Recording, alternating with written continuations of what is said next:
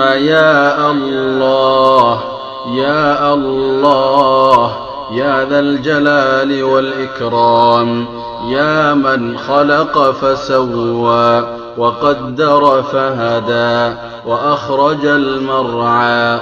اللهم إنا نسألك بكل اسم هو لك سميت به نفسك أو أنزلته في كتابك أو علمته أحدا من خلقك أو استأثرت به في علم الغيب عندك أن تصلح أحوال الصومال. اللهم أصلح أحوال الصومال. اللهم ألف بين قلوب الصوماليين. اللهم إن أهل الصومال قد أهلكتهم القبلية. اللهم ألف بين قلوبهم. اللهم وحد صفوفهم.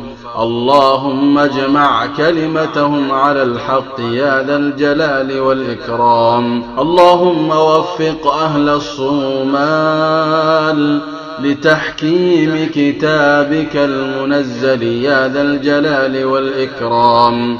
اللهم ألهمهم باتباع سنة نبيك صلى الله عليه وسلم. اللهم من أراد بلاد الصومال بسوء فأشغله في نفسه واجعل كيده في نحره.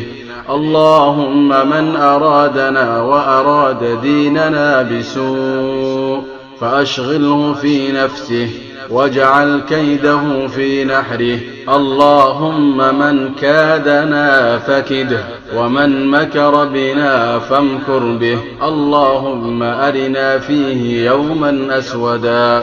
اللهم جمد الدماء في عروقه يا ذا الجلال والإكرام. اللهم عجل بنصر إخواننا المسلمين في الصومال. اللهم آمنا في أوطاننا وأصلح أئمتنا وولاة أمورنا واجعل ولايتنا في من خافك واتقاك واتبع رضاك يا ذا الجلال والإكرام. اللهم صل وسلم على نبينا محمد ما تعاقب الليل والنهار.